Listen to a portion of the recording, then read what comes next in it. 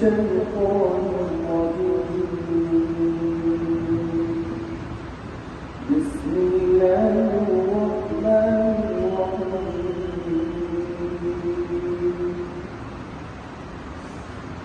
وقضى ربك ألا تعبدوا إلا